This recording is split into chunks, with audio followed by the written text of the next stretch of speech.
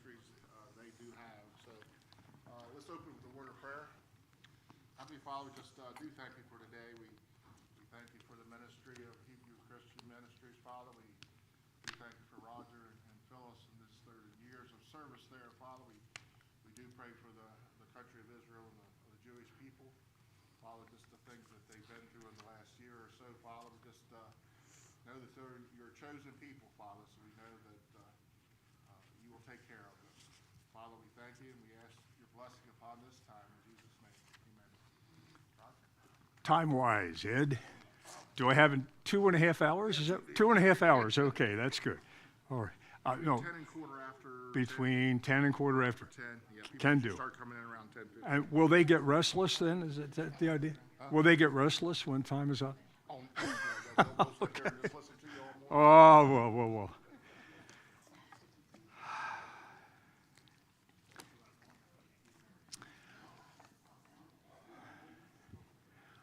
Well, it is good to be back with you. And let me think. If we are at Calvary Grace Brethren Church, then it must be the first Sunday in January. Right. Because there is a long-standing tradition. I'll probably comment on that again in the morning worship service, but there's a long-standing tradition that you have graciously invited us, Phyllis and me, to be with you the first Sunday in January of each year.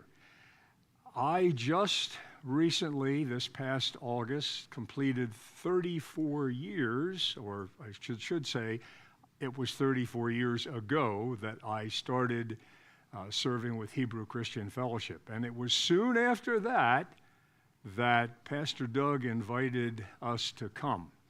So we've been coming for a long time. It's almost as if things haven't changed. There's Pastor Doug, there's Barb, here you are. None of us is any older. It's like Groundhog Day, right? It just keeps on going over and over again. Well, anyway, it's good to be with you. And there are some things I'd like to share with you. I will tell you this, that just looking in your bulletin today, and Phyllis called my attention to this, some of the topics that you're going to be dealing with in January in Sunday school, and those are all very intriguing. So we're going to come back we can't do that. Well, thank you. What is that? Oh, we're going to talk about that at lunch. Okay, good. That's fine.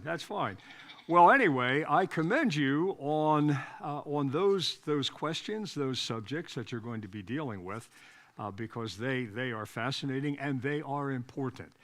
I'll call a couple of things to your attention before we jump in. First of all, I don't know if I left a stack of our prayer cards here the last time we were here, but on that table to my left, outside in the narthex, what do you call that? Narthex, vestibule, foyer, what do you call it? The outer room. I like that, the outer room. Okay. Anyway, on that table in the outer room, you'll find a stack of our prayer cards. Please feel free to take one. Also, for a while now, we've had the privilege of doing a podcast. If you're familiar with what a podcast is, most of you are, I would imagine. But I've done about 70 plus episodes already, and every other Monday morning there is a new episode. The name of our podcast is Ancient Words, Modern Message, and there's a stack of business cards back there with the name of the podcast, and all you have to do is just pick this up, and you can just Google wherever you get your podcast and punch in Ancient Words, Modern Message. It will pull up the podcast. Most of the episodes are actually studies that I have done in the series of meetings that we've been doing for years now called Schmooze, News, and Views. And those meetings, we hold them at a church back in our area, suburban Philadelphia. But we have about 20 plus churches represented. That is, people from 20 plus churches in the area come every other Tuesday for 6 times in the fall and 6 times in the spring. We have two sessions, one at 3 and one at 7. And the reason for that is because back when COVID was around, do you all remember that? You remember COVID? Yeah, okay. Well, we couldn't have more than 25 people meeting at one time, and we have about 80 altogether. So we decided we're going to go ahead and have two sessions, a 3 o'clock and a 7 o'clock. They're identical sessions. And the schmooze part of that, schmooze news and views, is just as the word would indicate. It's a good Yiddish word, schmooze is, for standing around, drinking coffee, eating cake, and talking. That's what schmoozing is.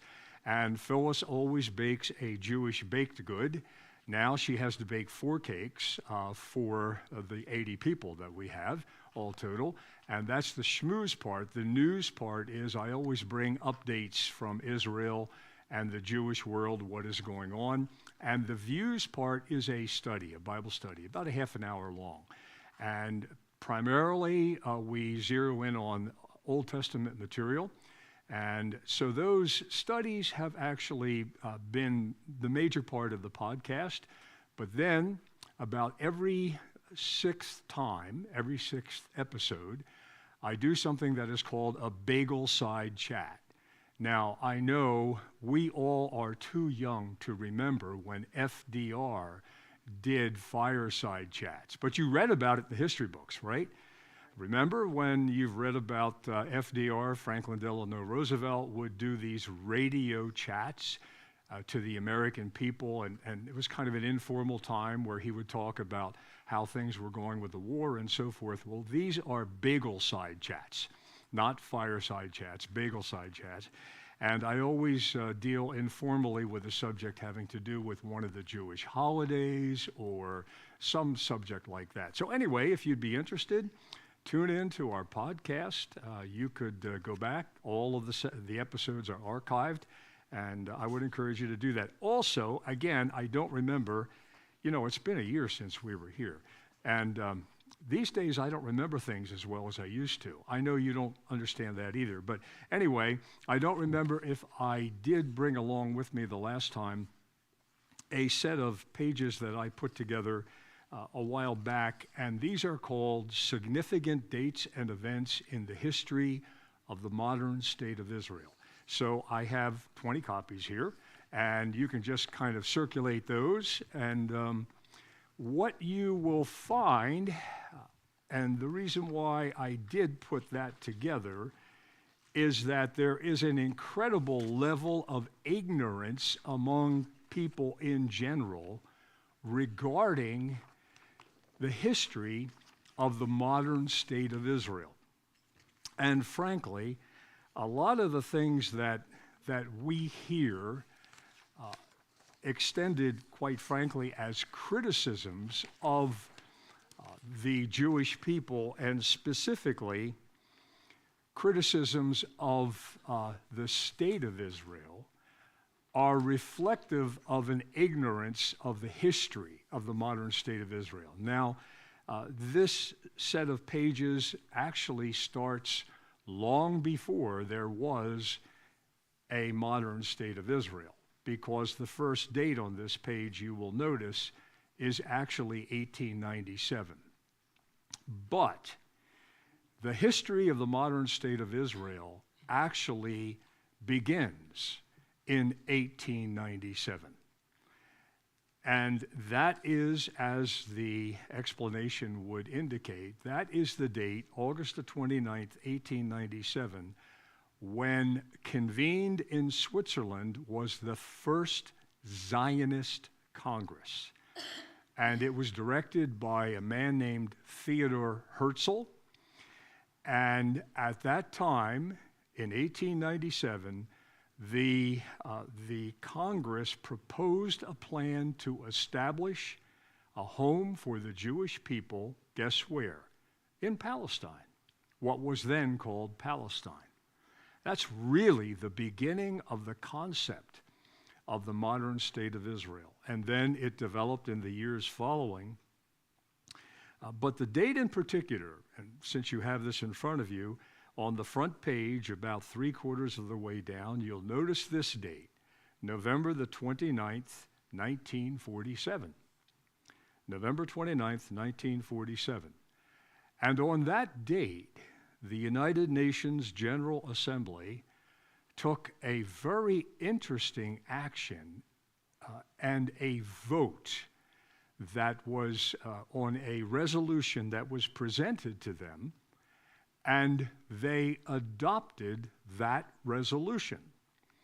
It was UN Resolution 181, and that resolution proposed a division of territory in what was then known as Palestine between the Jews who lived there and the Palestinian Arabs. Now, doesn't that sound strangely like a two-state solution? And today we hear a lot of discussion about a two-state solution, that the only fair thing to the Palestinian Arabs is for them to have their own state that is carved out of that tiny little piece of land that we know as Israel. But if you read on with that explanation, you'll discover that the United Nations passed the General Assembly that resolution. The resolution, incidentally, was accepted by the Jewish people. Somewhat reluctantly, but nonetheless, they accepted it. Guess who rejected it? The Arab League. So the talk about a two-state solution is nothing new.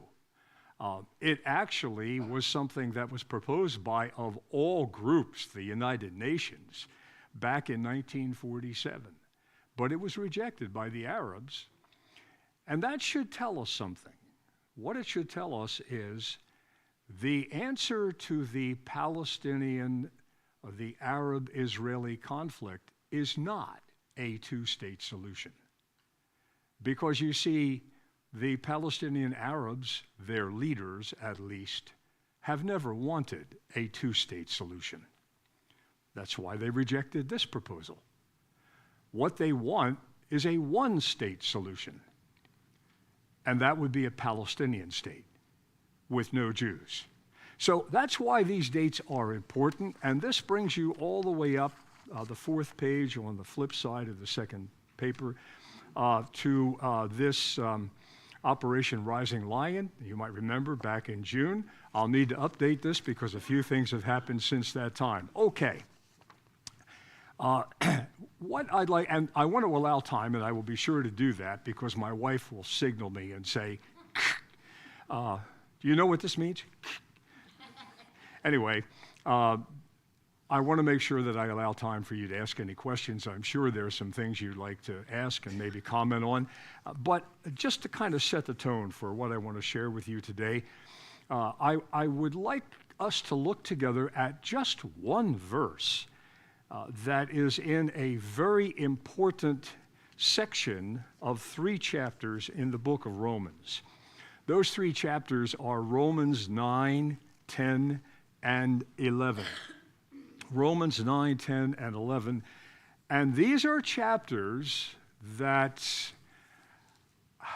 our friends who are committed to replacement theology, and their number is growing, and it is growing by leaps and bounds, and it is growing in the evangelical churches in America today. Our friends who are committed to replacement theology would rather choose to skip over these 3 chapters in the book of Romans. And when they do deal with these 3 chapters in the book of Romans, they deal with them selectively, meaning you pick a verse here and there. But when you look at the 3-chapter section, it's actually a treatise by the Apostle Paul on the subject of what about the Jewish people? What about them? And he really crystallizes the question in Romans chapter 11, verse 1, though that's not the verse I want us to zero in on, but look at it anyway. Romans 11:1, Paul says, I say then, so he's already talked about a lot of things in the previous 2 chapters, and now he puts it this way, this is really what I'm talking about. This is really what I'm asking. I say then, hath God cast away his people? Now, even the wording of that is significant. You notice that Paul doesn't ask, has God cast away the Jews? He doesn't ask, has God cast away Israel? He asks, has God cast away his people? Meaning that he's still saying the Jews are the chosen people. They are still God's people. Whether they like it or not, and in many cases they don't, I have to just pause here, and I'm sure I've shared this before, but you know the wonderful Broadway musical Fiddler on the Roof? And you know the main character is Tevye. You know, this is a little shtetl in what is now Ukraine, actually. And Tevye, the milkman, you know, facing all these horrible problems with the impending Russian Revolution, and they're still living under the Tsar, and they're having they're forced to move out of their hometown, and all of that goes along with that. And remember that Tevye has this ongoing dialogue with God, where he talks to God and sort of gets an answer, but not really. At one point he says to God, I think this is when his cart, his dairy cart, has a broken wheel or something like that. And he says, God, I know we are the chosen people, but for once, would you choose somebody else? Well, the point is this, whether they like it or not, the Jews are the chosen people. And then, of course, there are a lot of other non-Jews who don't like the fact that the Jews are the chosen people. But they are, because you notice Paul's question here is, has God cast away his people? Is he done with the Jews? What about the Jews? And his answer immediately to that question is, God forbid. In other words, absolutely not. God is not finished with the Jewish people, even though there are so many today who say they had their chance 2,000 years ago, their Messiah came to them, they rejected him, that was it. God's done with them. He's turned to another group of people. He's replaced the Jewish people with another group of people, and that group of people would be the church, and that's why it's called replacement theology, where the church has taken the place of Israel, and God is permanently finished with the Jewish people. And there are many who say that, but Paul says clearly that is not the case. But the verse I want you to look at, with me in particular, is Romans 11, verse 25. 25. And it's a short verse, but it is jam-packed with significant truths and content about the Jewish people. And I would suggest to you that this one verse, Romans 11:25, spans 2,000 years. It covers 2,000 years of human history. So let's look at it carefully at each part of it. Romans 11, verse 25. I would not, brethren, that you should be ignorant of this mystery, lest ye should be wise in your own conceits.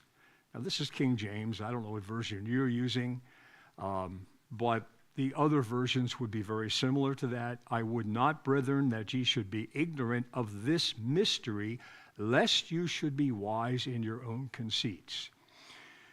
He's referring here to a mystery. What's the mystery? Well, the mystery is God's plan for the Jewish people and how it relates to another mystery that Paul talks about, especially in the book of Ephesians, and that is the mystery of the church. So he says he doesn't want us to be ignorant of the mystery of the Jewish people and God's plan for them, and how it relates to the mystery of the church and God's plan for the church. And there is a caution that he gives here. He says, if you are ignorant of how these two mysteries fit together, then you might fall into the trap of being wise in your own conceits. The word conceits, we don't use that a whole lot anymore, except when you're talking about somebody who's a little bit too prideful. And you say, he's awfully conceited. Well, that's the word conceit, to be conceited. And Paul is saying here, if you're ignorant of how these two mysteries, the Jews, Israel, and the church, how those two mysteries fit together, you might fall into the trap of being conceited. And what that does is it makes the Gentiles think, we Gentiles, that we have taken over for the Jewish people. And we're kind of conceited about that. You know, God chose the Jews, but they messed up. And then he turned to us, and we never mess up, right? And look at us. We are the church. Well, Paul says, if you're ignorant, you'll fall into that trap. But don't be ignorant. I would not, brethren, that you should be ignorant of this mystery, lest you should be wise in your own conceits.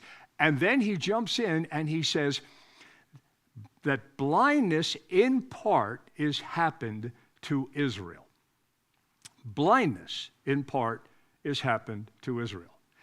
That means that a lot of Jewish people are blind. A lot of Jewish people are blind. Blind how? Blind to what? Well, they're blind to the gospel. They're blind to the fact that the one who came to them as a people 2,000 plus years ago was and is, in fact, the Messiah promised to them throughout the Scriptures, the Old Testament Scriptures. And they should know that. They are the people of the book, the Old Testament, the Tanakh. They should have recognized him, but they didn't. As a people, they rejected him. And God has given them a spirit of blindness. Blindness, in part, has happened to Israel. You know, it's almost as if the Apostle Paul, who was Saul of Tarsus before he became the Apostle Paul, is a one-man demonstration of this truth. Blindness, in part, happening to Israel. Remember who Saul of Tarsus was? He wasn't just this simple-minded man who didn't know anything about the Old Testament Scriptures. He was a rabbi. He sat at the feet of the greatest rabbi, Gamaliel. He was a student of Gamaliel. He was wise. He was learned. He should have known that the one who came and presented himself to his own people was none other than the Messiah. But he was blinded until he was on his way to, of all places, Damascus in Syria, which is in the news now, on his way to Damascus. And why was he on his way? To arrest those who were followers of the one he thought to be the counterfeit Messiah. And remember, Acts chapter 9, what happened on the way? Well, Jesus appears to him. What's the reaction, or I should say, what's the consequence of that?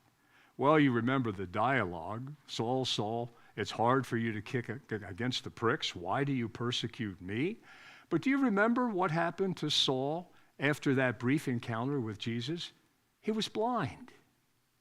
And he had to actually go to a certain place where one was sent to him to actually cure him of his blindness. And Acts chapter 9 says that on that occasion, the scales fell from his eyes. And suddenly he said, "Whoa, I can see physically, but far more than that, spiritually. I see. And from there on in, he was on fire for Yeshua, Jesus the Messiah.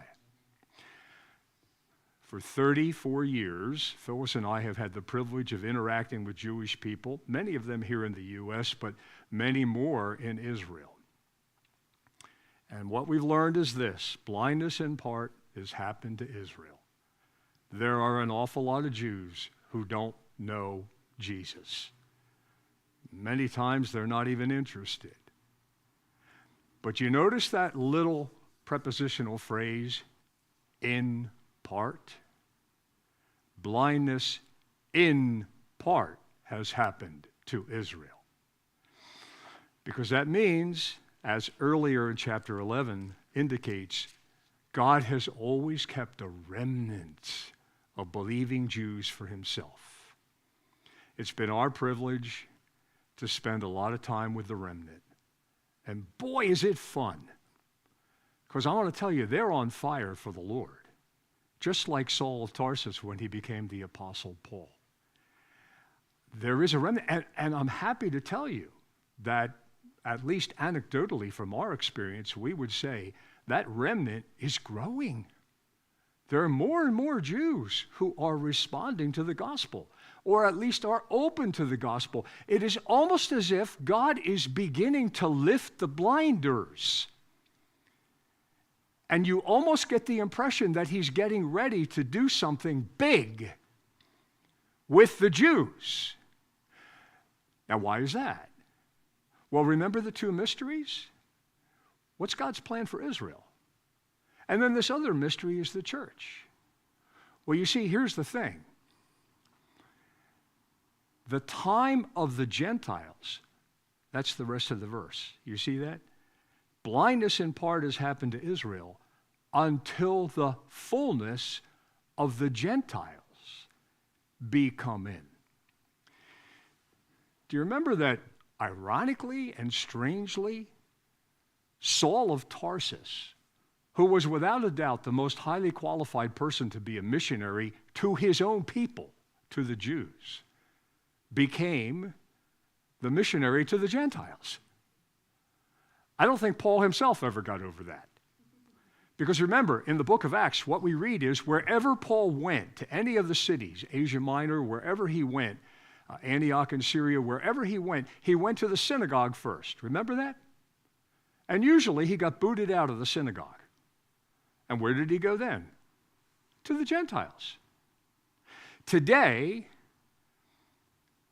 God's people, if you want to refer to those who know the Lord in a genuine way and worship the Lord in a genuine way through faith in Christ, and those who want to learn more and all of that, God's people, for the most part, are Gentiles.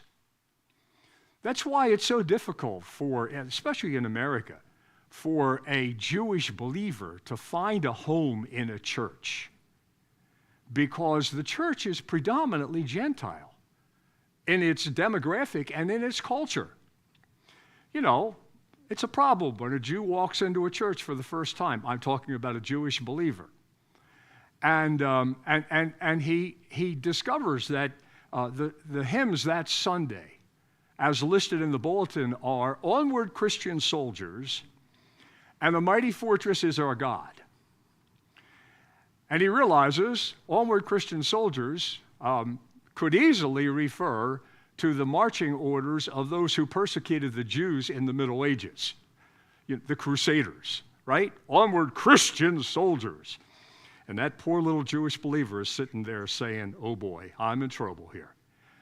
Or the next hymn is "A Mighty Fortress," written by Martin Luther, in German, of course, translated into English. And you'd be surprised how many Jews know that Martin Luther was a virulent anti-Semite. Now, he didn't start out that way. Martin Luther had a burden to share the gospel with Jewish people early on in the Reformation period. But his thought was, all we have to do is tell Jews about Jesus and they'll accept Jesus as their Savior and that'll be it. But guess what? Blindness in part has taken over Israel. They didn't respond. And when they didn't respond, he turned against them and wrote some of the most horrible things about the Jewish people. So you see, the church is Gentile in makeup, primarily.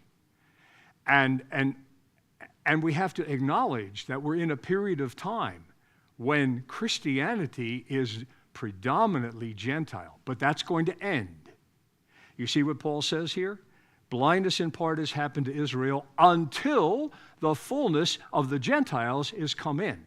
And then there's going to be a change. Guess when the change happens? That thing called the rapture. All of a sudden, every believing Christian at some point in the future, Lord, may it be this afternoon before lunch. Not that we don't look forward to having lunch with you, but all of a sudden, every true believer at some time in the future, no exception, every true believer is going to be snatched out of the world. Now, the great majority of them, guess what, are going to be Gentile believers. I'm thrilled to know there's going to be a bunch of Jewish believers too, because they're part of the church now, you see. But when the rapture happens and all the true believers are snatched out of the world, all of a sudden, things are going to change. And now, God's work in the world is going to be not through the Gentiles, but now through the Jews. When he moves the Jewish people back onto center stage. There's that little thing in the book of Revelation called, for example, 144,000. That's not just 144,000 believing Jews.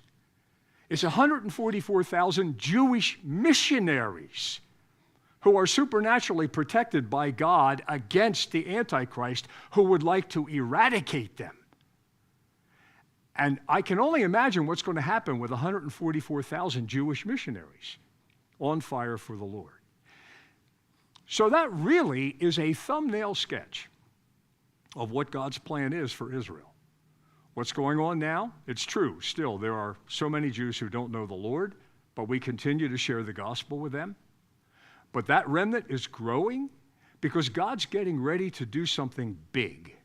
And I believe that the more we see the responsiveness of Jewish people to the gospel, the greater is the indication that we're getting closer to that big event known as the rapture. Now, I don't know when it's going to be, and don't let anybody tell you that he or she does. But we're getting closer. All right. Well, we do have some time for questions, and hopefully I've kind of given you enough to at least whet the appetite on that. And so let's just take some time for questions you might have. I'll ask Pastor Doug to answer them, and then off duty. Okay. We have, while you're thinking about that, you know, I'm a proud grandfather. Every grandfather is proud, right? Do you remember Garrison Keillor? Yes. He was on National Public Radio, Lake Wobegon days, and he used to talk about this place called Lake Wobegon in Minnesota. And he said in Lake Wobegon, every child is above average.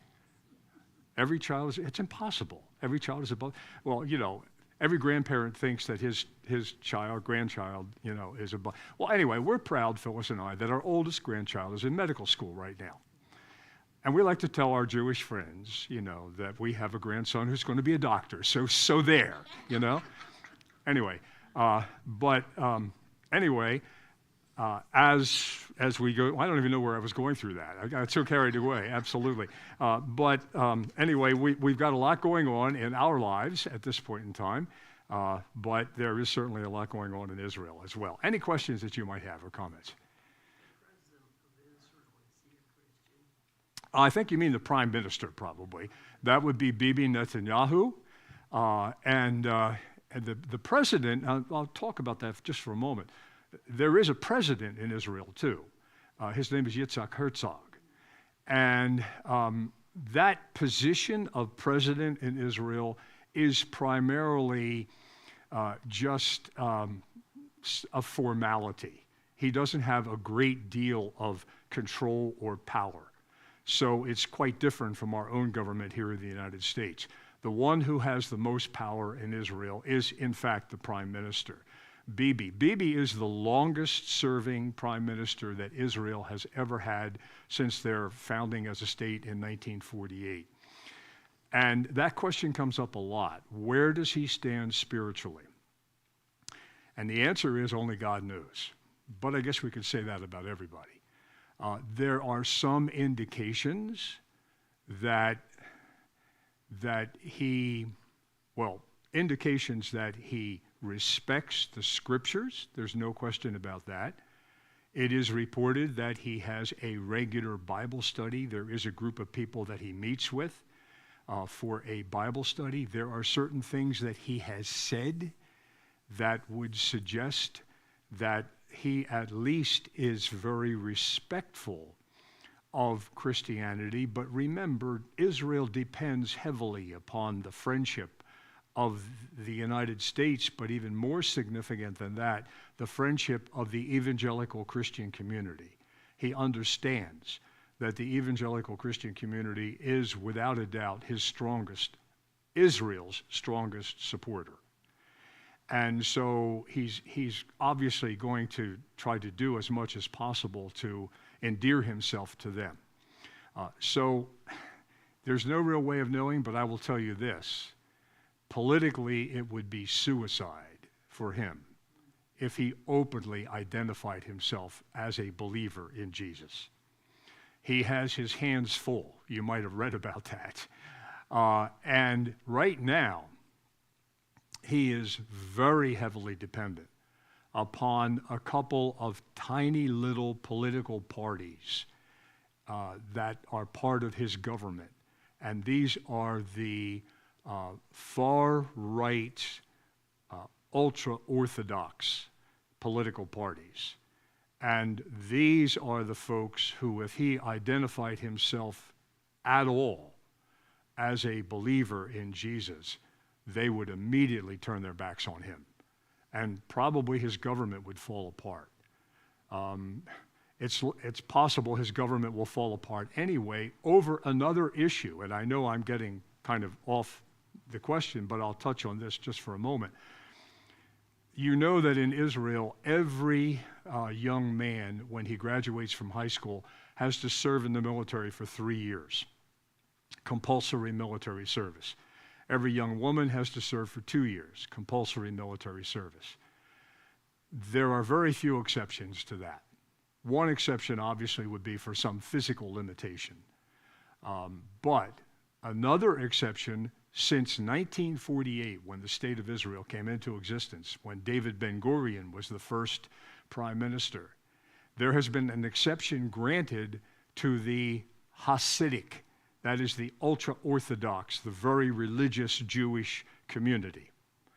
And those men, those young men, are not required, have not historically been required to serve in the military. Now, the argument for that back in 48 was Israel will be the Jewish state. And the Jewish state, by definition, is Jewish. And at the heart of Judaism is the Torah, the 5 books of Moses, the books of law, and the Tanakh, the Old Testament. So it is as important, Ben-Gurion said, it is as important that we have men who are students of the scriptures and can teach the rest of us the scriptures, as it is that we have soldiers carrying weapons to defend us. So since 1948, that has been the exception. Now, over the years, you can imagine, I mean, those of you, I certainly know Pastor Doug and Barb have had family members who have served and are serving in the military, but you could imagine the tension in Israel with those Jewish families whose sons have to go off to war and who have lost sons, certainly in the war against Hamas in Gaza. And they realize that these ultra-Orthodox Jews don't even have to serve in the military. So there's a movement now in Israel to require the Hasidic Jews to serve in the military, and that is putting enormous pressure upon Bibi. Because remember, those who want the exemption to stay in place are these ultra-Orthodox Jews who are part of this tiny little segment of his Knesset, the number of legislators, and he's dependent upon them. So he has to be very, very careful with how he deals with that particular group of people. That was a long answer, very long answer to a short question, sorry. Okay, any other questions or comments? I have a question. Sure. Okay, when you talked about in verse 25, Israel has experienced a hardening in part until the full number of Gentiles has come. And so if I'm just double checking, you're wondering if that's the rapture? The fullness of the Gentiles? Yeah. I would refer to that as the rapture. Now, understand, there is another term in the scriptures, and that is the times of the Gentiles. And that seems to refer to a period of time that spills over into the tribulation period, the times of the Gentiles. But this is, I think, a more technical term, the fullness of the Gentiles, or the completion of the Gentiles. Remember that passage which says that in the fullness of time, Christ was born? At just the right time, Christ was born. Well, here it is, at just the right time, things are going to start shifting, and these mysteries are going to begin to make sense. And I do believe that the fullness of the Gentiles is a reference to the completion of the Gentile dominance in the body of believers. And now that's going to change, and now the dominance in the body of Christ is going to be at least equally Jewish and not overwhelmingly Gentile. Yeah. Does that make sense? You see? Yeah. Others? While you're thinking of others, I'll mention to you that you've been aware, I am quite sure, of what Israel has been through since October the 7th of 2023. It's been very personal to Phyllis and me because, of course, for over 2 years we've had, we have regular dialogue back and forth in a variety of ways with our ministry affiliates in Israel.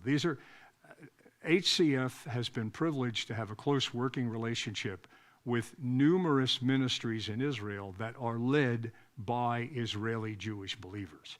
We call them ministry affiliates. We do not have missionaries in Israel because you're not allowed to have missionaries in Israel. So we work with those ministries in Israel that are already in existence, some new ones that are just getting started, and others that have been in place for a long time. So we've had the privilege of being in a close relationship with them, and I hear from these various leaders on a regular basis. These 2 years have been horrific for Israel and for the Jewish people. But remember, the consequence of Israel's response to the horrible thing that happened on October 7th of 2023, the consequence of Israel's response, and their response has been to go into Gaza and to try to eradicate Hamas, the terrorist group that orchestrated and accomplished October 7th. The consequence of that, of course, has been the people in Gaza. Now, I can tell you, because we have a relationship with those who are in military service in Israel at higher levels. And we have been told by them, and they're believers, and we trust them, that the Israeli army is the most moral army in the world. They would never do anything that would harm innocent civilians intentionally.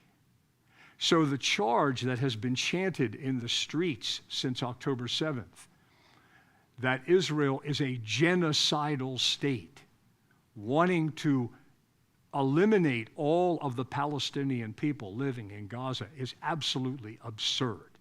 Absolutely absurd. But you follow the news and you know the demonstrations, the anti-Israel sentiment that has been increasing over this 2-year period of time. Step back and think about that. What did Israel experience on October 7th? They experienced the slaughter of 1,500 people. They experienced 250 hostages being carried back into Gaza, where they have been for over 2 years. And finally, the living hostages, the few remaining alive, have been returned, and the bodies of the dead have been returned, as far as I know, still except one that still has not been returned, the body. That's what they've experienced. And the world has turned against Israel because of Israel's response to what was done to them by this terrorist group on October the 7th. But the level of anti-Semitism is greater now than it has been probably since Germany in the late 1930s, early 40s. You only have to follow the news, and you will see that. 2 magazines, the one that I get that comes from Israel every couple of weeks is called the Jerusalem Report. It is, as I said, it's published in Israel, and it is an excellent news magazine. It is from an Israeli point of view because it's published in Israel. The other magazine that is quite different, of course, is World Magazine. And World Magazine has been around for a long time. It is published here in the United States. It is a news magazine, an op-ed magazine. It also deals with books, with film, with culture, all that sort of thing. But it is written certainly from a solid Christian perspective. Now, I would hasten to say the perspective that it's written from as an evangelical Christian perspective is replacement theology. Because generally speaking, the contributors, the writers, the editors are reformed in their theology, which generally means they would be replacement in their theology, thinking that the church has replaced Israel. And maybe that's why it's even more significant that the cover story, this issue is the January 2026 issue. It's the latest issue. And the cover story is anti-Semitism. And it says, hostility to or prejudice against Jews as a religious, ethnic, or racial group currently on the rise in conservative American politics and the conservative American church. And the article presents the view that there are those who would identify themselves as being evangelical Christians who are staunchly anti-Israel and anti-Jewish people. And of course, the Jerusalem Report touches on this on a regular basis. This is the very back of the magazine. I know you can't read it from where you are, but it's an article entitled, What Everyone Needs to Know About Anti-Semitism. And the author of a new book called simply Anti-Semitism, What Everyone Needs to Know, is David Harris. And it is about the rise of anti-Semitism. Now, I would hasten to tell you that we understand from the Old Testament scriptures that the time is coming in the future when all nations will turn against Israel. All nations will turn against Israel. The prophet Zechariah says that clearly. All nations will be gathered against Israel. So in a sense, this shouldn't bother us. I don't mean to say it shouldn't bother us. It shouldn't surprise us. It should certainly bother us. It should not surprise us that this is underway. Yes? Good question. Okay, so you really rocked me with that about the conservative movement. My question is, how is this happening when, I mean, as a conservative since 1975,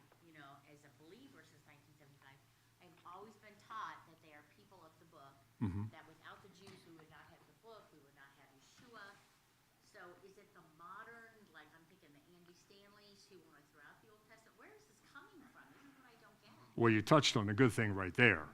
I mean, a bad thing, not a good thing. But, but the Andy Stanleys, that's exactly right, who basically say, forget the Old Testament, it's all New Testament now. That's a big part of it. I would say this, that the rise of anti-Semitism among those who would identify themselves as Christians is largely connected to the anti-Israel sentiment. So what has happened over the last 2 years, and believe me, the propaganda machine has been running full tilt.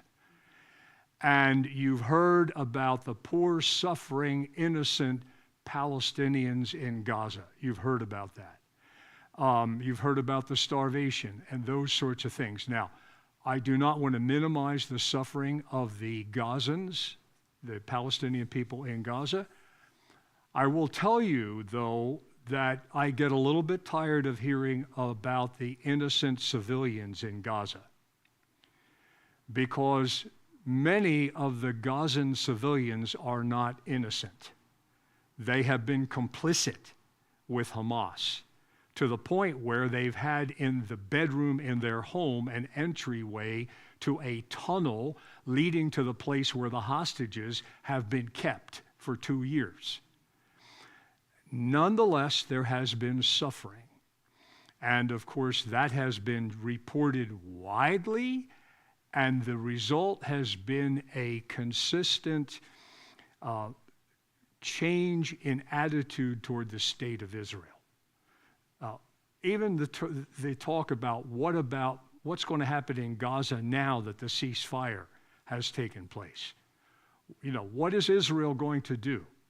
Or for that matter, if Israel responds to some action that Hamas would happen to launch once again, the response is going to be, there it is again, Israel, they're warmongers, they want to go back, they want to occupy, you know. So what that has produced, even among Americans who are conservative in their politics and conservative, we would hope, in their theology, is an anti-Israel sentiment, the state of Israel. And that then easily bleeds over into, well, the Jewish people support the state of Israel. Generally speaking, they do. Well, if we vilify the state of Israel, then should we not also vilify the Jewish people who support the state of Israel? So it's kind of a slippery slope. I know it's hard to get our heads around. And it is a change. There's no question about it. It is a change. And it's a change that should frighten us. I know I probably have to be careful and not step into the wrong place, but this particular article in World Magazine zeroes in on an interview that Tucker Carlson conducted with a man named Nick Fuentes. And Tucker Carlson used to be on Fox News. I guess he got the boot, I believe, but he is still doing his thing, and he still has a large following. And this Nick Fuentes is a virulent anti-Semite. He's young, he's charismatic, he has tens of thousands, if not hundreds of thousands of followers online, and he's influencing a lot of people. So those are the things that we have to keep our eye on.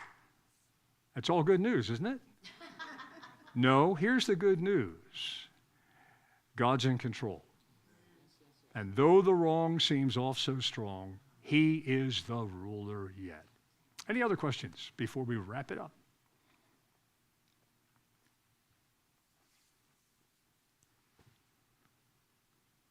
I tell the Schmooze News and Views group that silence disturbs me because it either means that I have been so unclear in my presentation that nobody can understand it and have a question, or people are not interested. No, I'm not. That's fine. That's fine.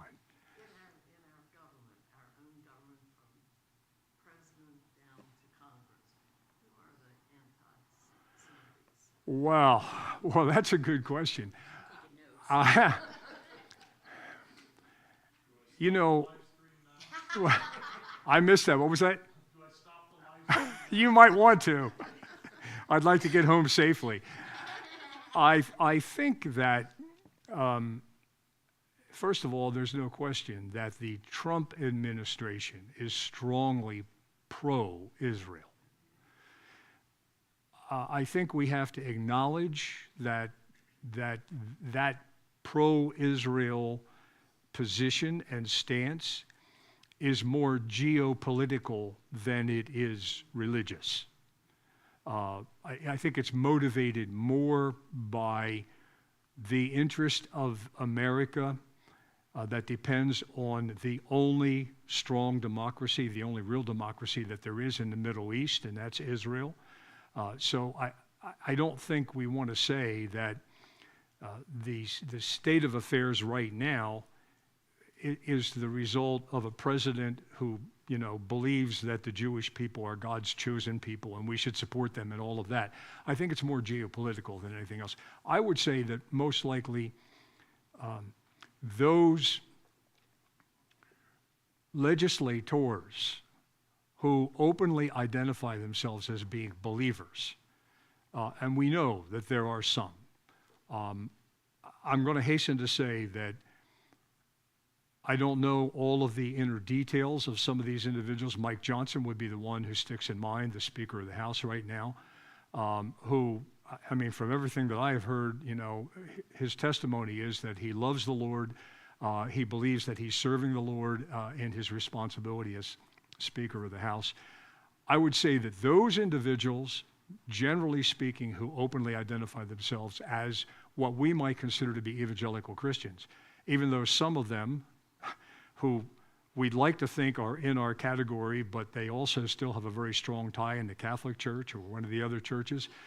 But I think those individuals would be staunchly pro-Israel for the right reasons, not just geopolitical, but for the right reasons. But you'd almost have to go down the list, I think. And now we know those who are staunchly opposed to Israel. Like the new governor, well, maybe he wants to be governor, or president, and that would be the mayor of New York City. You cannot, he can change his position now because it was politically expedient. If you're trying to get elected in New York City, you don't want all of the Jews to think you are opposed to them. You need some of them to vote for you, and obviously many of them did. If you can explain that to me, please do. But we know where he stands. Mamdani has called for a global intifada. He's backed off from that, and he said, well, that's not exactly what I meant. So we know where he stands. Ilhan Omar, the congresswoman from Minnesota, we know where she stands. Rashida Tlaib, the congresswoman from Michigan, we know where she stands.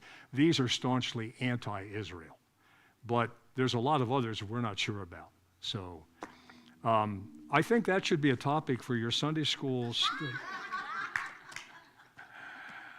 just say one thing? Yes, please. I'm thinking back to when you were talking about, like, with the with Hamas and some of the people aren't really as innocent as you think. But tons of food from a lot of different countries, of course, including ours, and even Israel, have been sent into Gaza and that area, and it all gets stolen. By Hamas. By Hamas and their leaders. And they don't really care about their people. That is so true. From what we've heard. So they don't care that people are starving. They have an agenda. And this is what frosts me with the news medias that we have in our country. It used to be you tell the facts. Well, over our lifetime, the facts suddenly are not what they used to be. Boy, that's for sure. Now it's like they have an agenda. That's right. And so they don't tell this kind of story. So true. That's why you get this out of a Christian. Yeah, you have to, and we always say, make sure you go to the right source. And we tell people, if you want to know what's really going on in Israel, go through the Israelis who live it day in and day out, And I would hasten to say, specifically, Israeli believers. And incidentally, we have a contact with quite a few Israeli Arab believers, true believers as well. And that's information we'd like to provide.